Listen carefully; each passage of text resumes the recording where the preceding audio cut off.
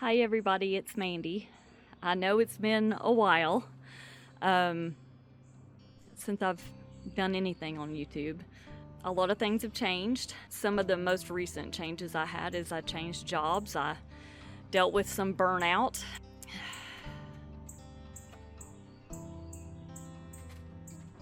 It's just been a lot.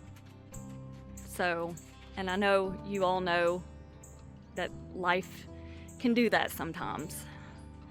I'm feeling the urge to want to create again, and so I thought I'd come back on, and thought I would start with something not simple, because it's not a simple project. It's actually a beast of a project, but I thought I would start in my laundry room.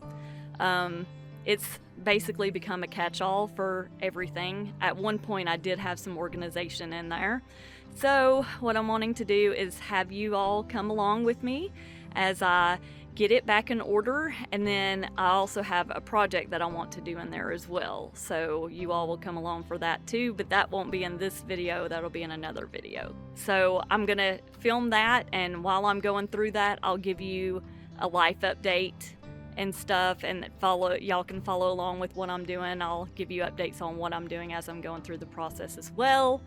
So just want to ease back into YouTube and see how this way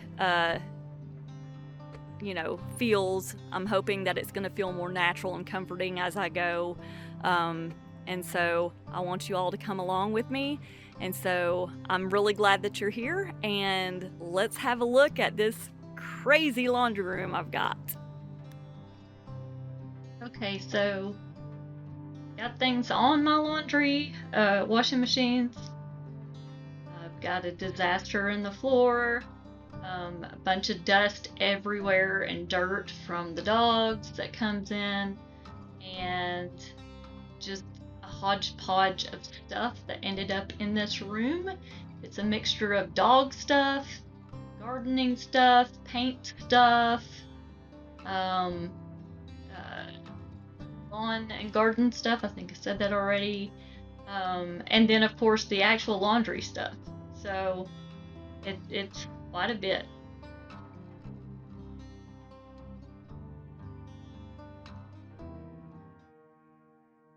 All right, so I'm getting started now with getting these cobwebs up and knocking off the dust off of everything, because that's what's been bugging me the most, actually. So I'm just taking my spin mop and using that.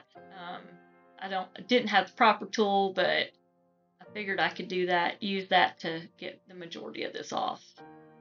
But anyway, so as I'm doing this, let's give a life update here.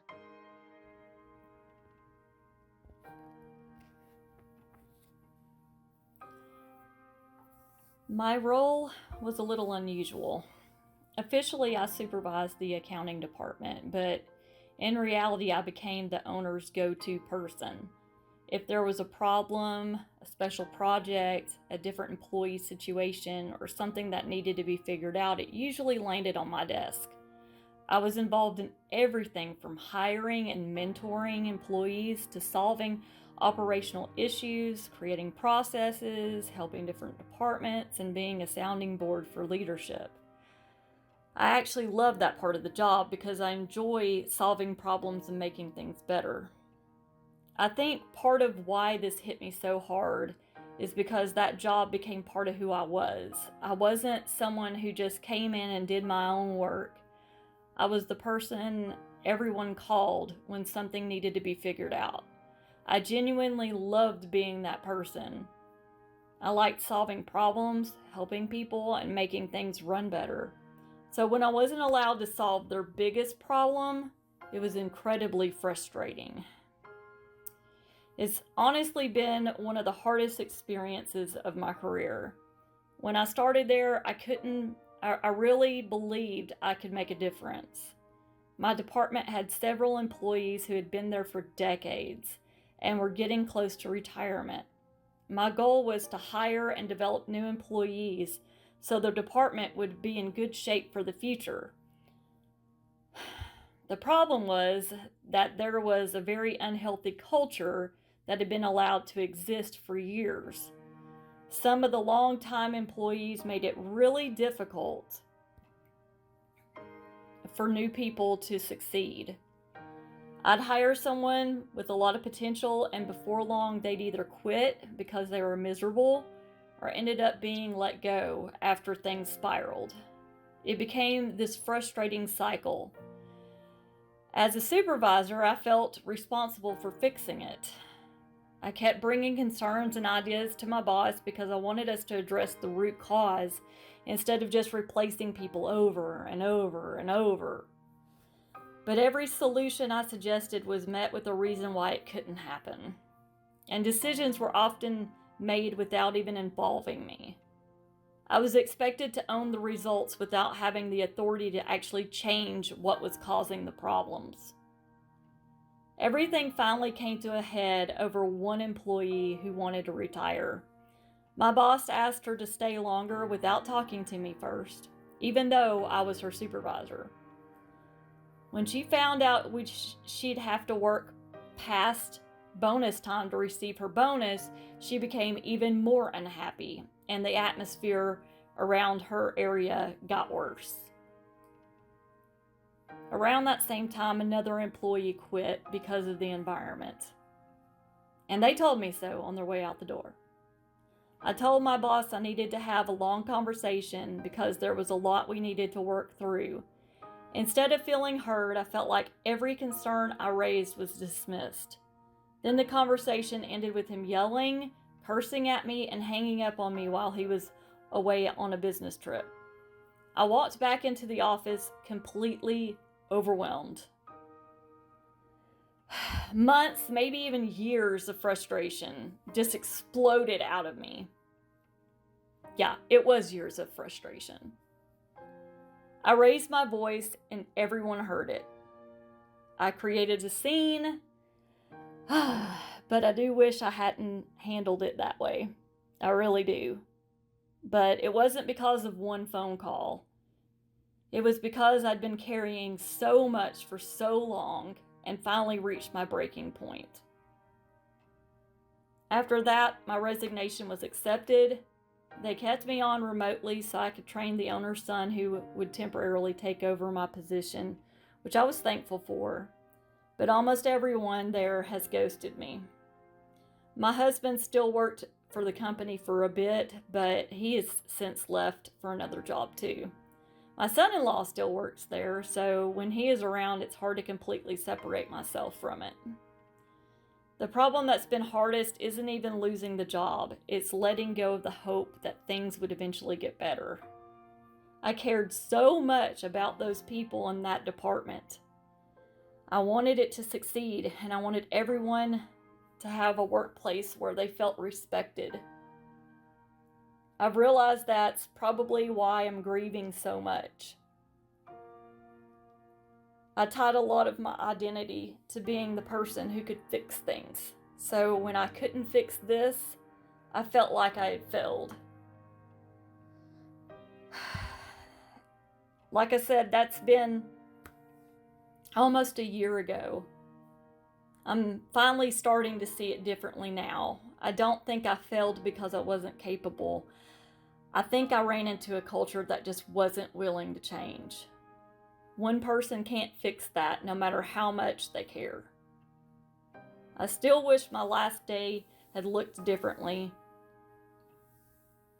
and I did apologize for it when we met after my resignation. But I don't regret caring.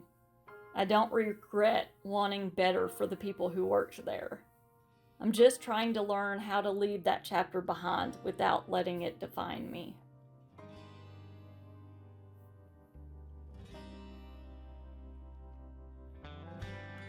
So that's that in a nutshell. So I basically took the summer and spent time with my son. We found a new homeschool group. We had actually found it a few weeks before I quit. So that was a fresh new group, and so I went to a lot of the field trips. They have one like once a week, and so I took him to the ones, that were more fun. And he's made a friend, actually two friends there. So it's been really great for him, and it was very special for me to see that development in him.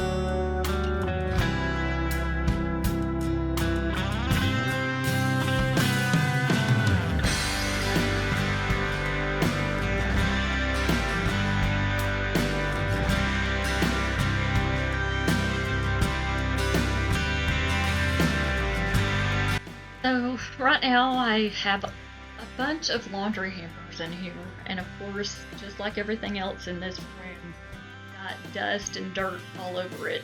Um, we have a doggy door for the dogs to be able to go in and out freely throughout the day. But the downfall of that is even when it's raining, they go out. Even when it's really dusty outside, they go out. They get pollen all over them and all kinds of stuff. So unfortunately, that's the downfall of this room, I've noticed, is trying to fight the dust all the time. And if it's not dust from outside, then it's lint from the dryer.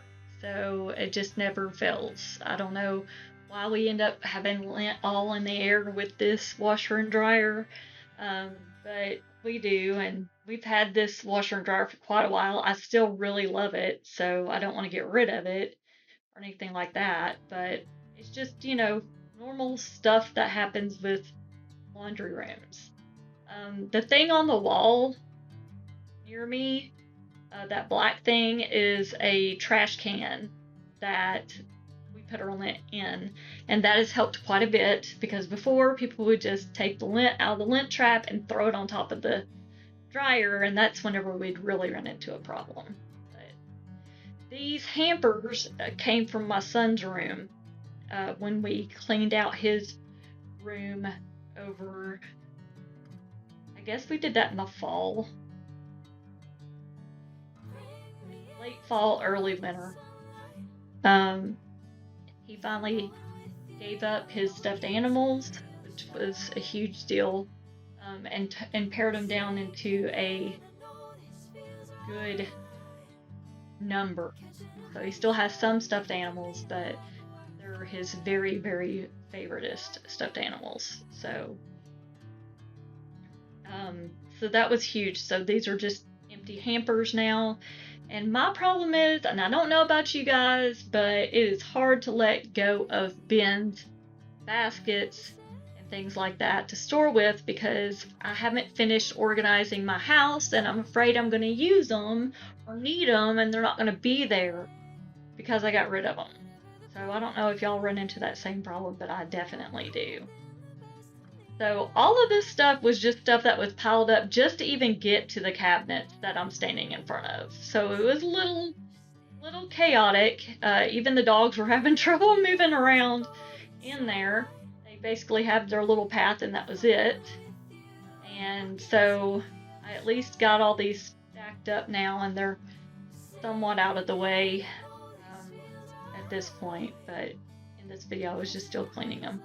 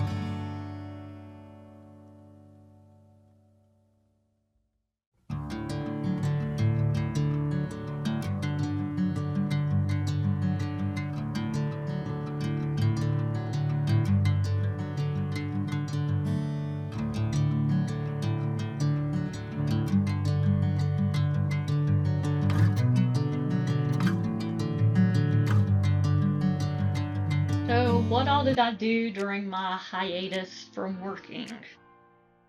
Well, I had all this extra energy because, of course, I was angry at the time and didn't know what in the world was going to even happen.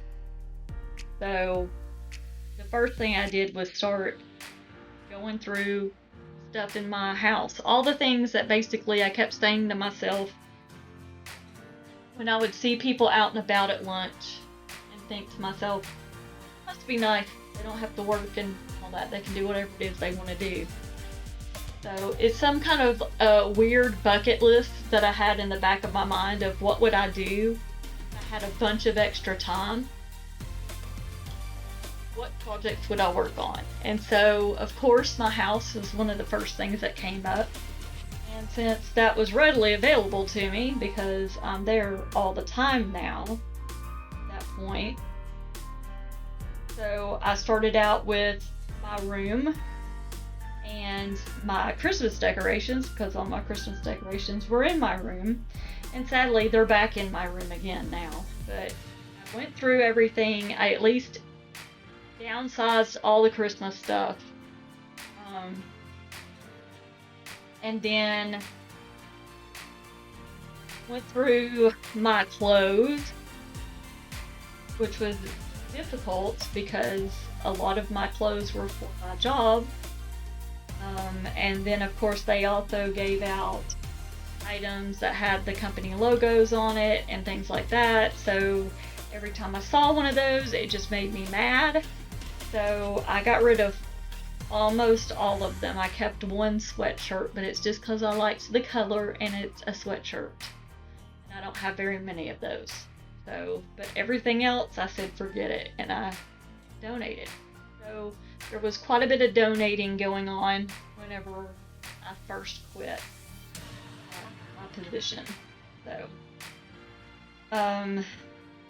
then my mother-in-law had a relapse or a flare-up of her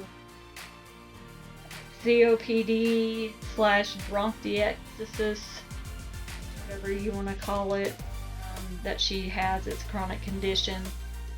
She's got that and heart failure. So whenever she goes downhill fast, and we got to get her in the hospital. So we had her in the hospital for about a week this last time. So, and luckily we've been able to keep her out of the hospital since then. So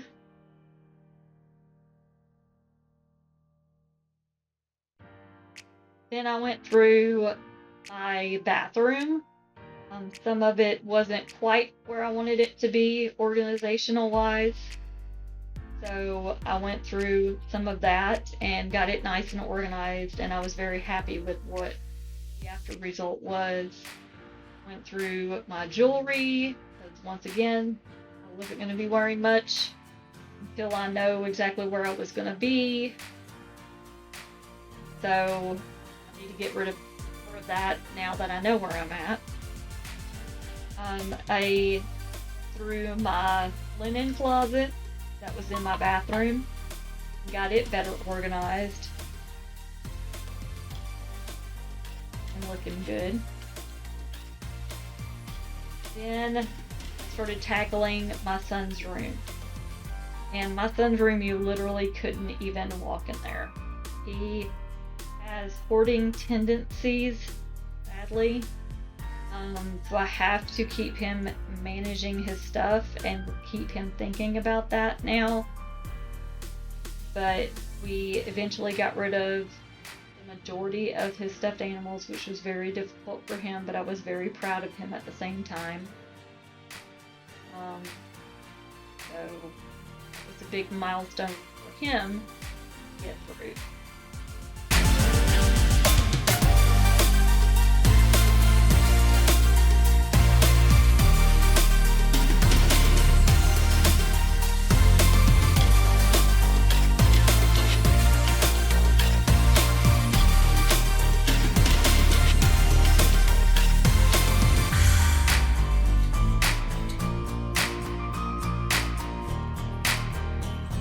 During my time off, my husband was trying to find little ways of making things different for us because he knew that I was going to have cabin fever, because unless it was free, we weren't doing it.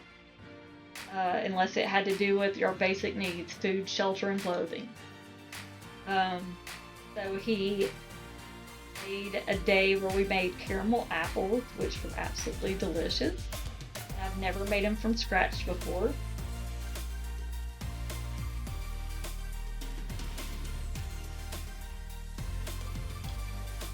I had took some time to do a few crafts as well.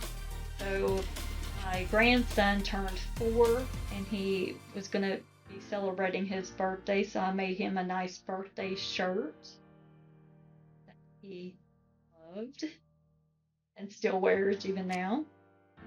Went through my cookbooks trying to find the recipes that I actually cared about and the actual cookbooks I liked, and got rid of the rest, which was very good. Then I started cleaning up the spare bedroom, which was my son's old room before my other son moved out to college.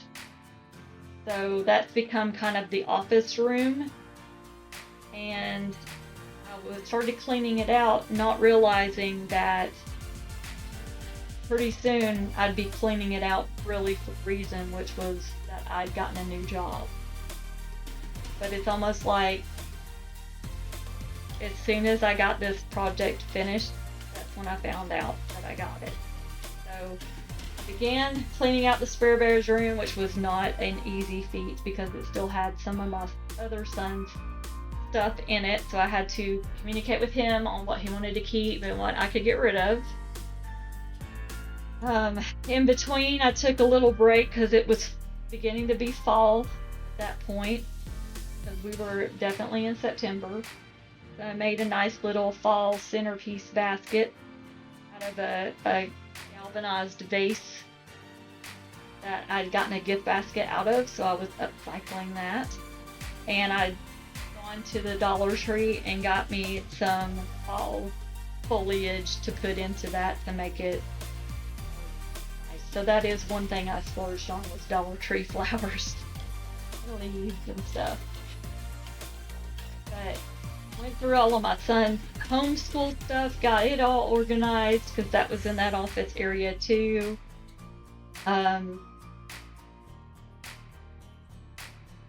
Went through my pictures and my computer files and everything, got rid of anything that was duplicates, getting rid of anything that I didn't need anymore, cleaning all of that out.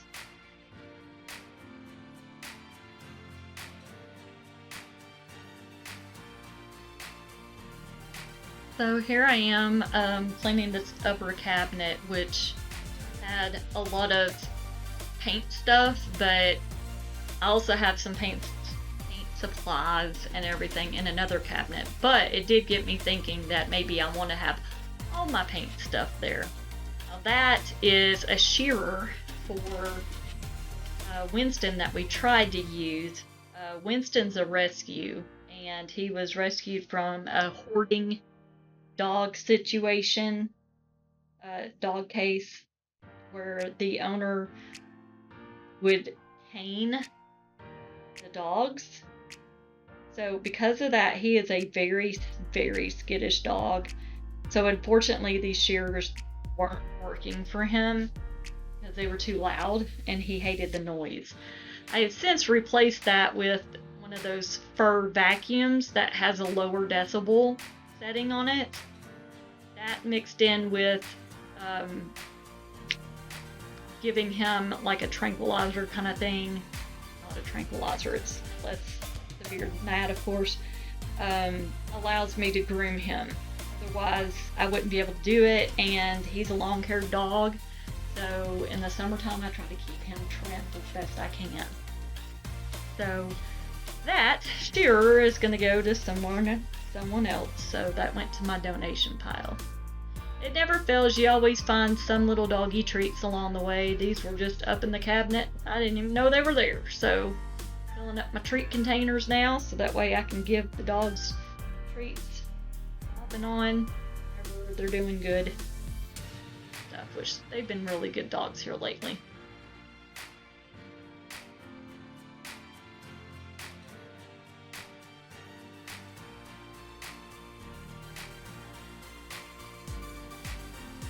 Speaking of dogs, here they are for their treat.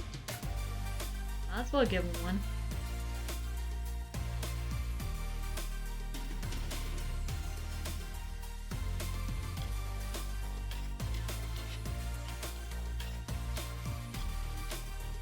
So these next few cabinets, I'm going to find a bunch of different paints.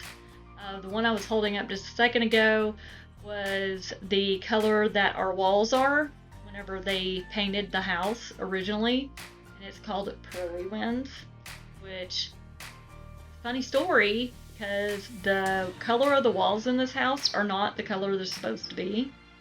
I picked out I think it was called Weathered Gray or something gray. I can't even remember now. But it was they were supposed to be gray, and they were definitely not gray. They're more of a creamy yellow color, which I hate, but I've been too lazy to paint to get it to something I would actually care for. So, but it is good to keep hold of paints, especially if they're the original color that came with the house, so that way you always know what color that is and you can reorder if you need to and that kind of thing. I also will end up finding the paint that was for the island in our kitchen, which was, yep, right there. That bottom layer is going to have all that. This wood filler here was horrible. I do not like that, and I didn't even know that I had a wood glue here at all. In here I'm going to find my sanding blocks that we used for the island, some sample paints that I'd gotten forever ago of what I thought I was going to color walls in the living room. And then I've also got up there some chalk paint, which is actually the project that I said I was going to go over with you all in this room. Is I was going to paint these cabinets a creamy white color, so that way, for one, the dirt doesn't show up as much, and then I'll know when things are dirty either way too. So that's what those are. And then this can, I don't even know what it was. I'm assuming it's for the island, so it's that blue color that we have for the island, which ended up being a lot darker than I thought it was going to be.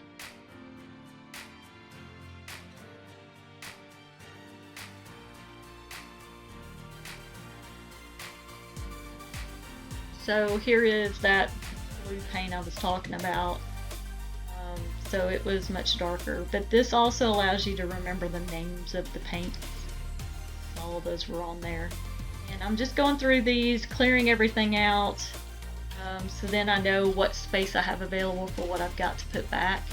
These bait traps are really good if you have animals at still being able to put poison out, them not get into the poison. At least luckily my dogs have not ever gotten into it, but you know, I always tuck them away in places that they wouldn't really be anyway, or shouldn't be, so we've never had a problem with that. Unfortunately, we live out in the country, so we have field mice, so it's a never-ending battle. That was just one of the baits, and I found my big old container of bait in that cabinet that had the shearer and paint stuff in it. So all in all, it was a good find. I didn't know I had any. So now it's the tedious job of vacuuming all the dust out and then spraying everything down to try to get it nice and at least somewhat clean, at least a basic clean, and then I'll do more detailed as I put things back into the cabinets. Once I find where I'm going to keep everything as far as their final place in this room. Right now, these are just temporary places, so.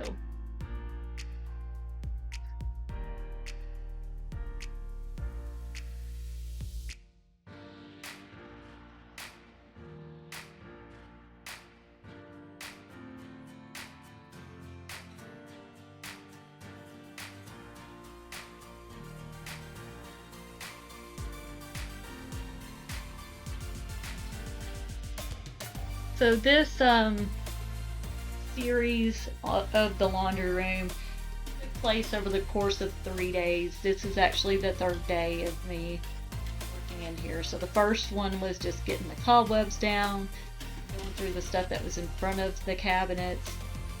The next day was the bigger cabinet, getting through all of that. And then this third day were these two little cabinets and going through them and getting them squared away. And I'm not worried about having a good clean, because one of the things is with the fact that I plan on repainting these cabinets. I will be using, I believe it's called crud cutter, to clean all these, which is basically sort of a stripper to prepare for paint. So that's going to go on this too. So I'm not that concerned about cleaning to the T right now, because I know that's going to do the work for me. And now I'm just trying to figure out where can I put certain things, because I got to thinking, I'm like, this would be a great place to have all the dog stuff in the cabinets. So I was just trying to see which all would fit in which size shelf, because these shelves are different heights. So now the overwhelming situation of seeing everything in front of me and trying to figure out where to put it all. So I had already determined that all my paint stuff was going to go up above this big cabinet, and at that point I had determined that that rusty bucket was the island paint, so I just put it up with that, try to match everything up, like items with like, and go from there. So this is just essentially me putting everything back and getting the laundry room in a somewhat workable situation for me to walk away from the project for a little bit. So that's essentially what I'm doing. And so this was the third day, and that's what I've gotten done with this project. So there's still quite a bit left to be done, but oddly enough, after I was finished filming this, a few days later, I ended up having back problems. I threw my back out. And so, unfortunately, I've not been able to get back into the laundry room to finish it up because of my back and having to let it rest. And unfortunately, it's been 2 weeks since I've been able to work on it, and since I've hurt my back, and my back is still having pains. So I feel like next week I'm gonna have to go back in and get a shot in my back or something to make the pain go away. Not something that happens to me a whole lot, like my lower back will hurt, but it wasn't like this. This was literally, it was killing me to even stand up from a sitting position. So, it happens, like the last time that this happened, I was, it was probably, I don't know, 15, 20 years ago. So I only have it every so often like that. So, and then the time before that was maybe 10 years before. So I guess it's a good thing I've gone longer since the last time this happened. But it goes to show that I've got to be careful about my back, because my husband already has back problems. So I'm the one that needs to keep her back good, because he's going to need help later on down the line with his back and moving around and things like that.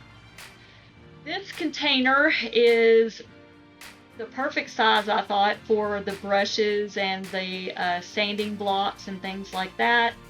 I'm just cleaning this off. You saw the sticker I held up just a minute ago. That was a bowling sticker.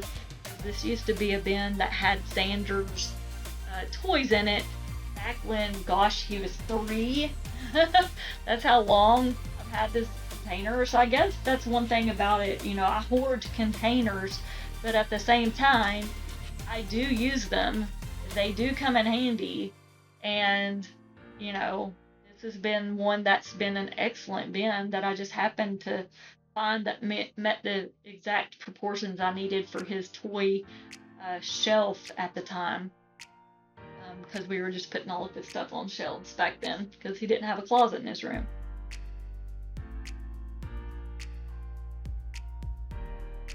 So now I'm just trying to get it all to fit, and so there it goes, and up it goes, and now I don't have to hunt for things. I know that they're all going to be in that bin. Now I thought I had my sanding locked in that, but no, I put them in here instead, a smaller bin. All the sanding stuff's going to go in there, so that way it's all still together with the paint stuff, but it'll be easier just to grab and go. So I need to do that because I do have to redo our island here soon. The finish is wearing off. It's because we have to use a food grade finish on it. You have to redo it every now and then. So this will be the first time I've had to redo it since we did it several years ago. So all in all, it lasts pretty well. So this is me just going through our sanding